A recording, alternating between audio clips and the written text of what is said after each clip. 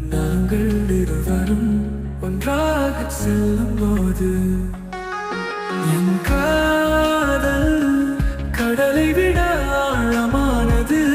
நீ எனக்கு துணையாக இரு.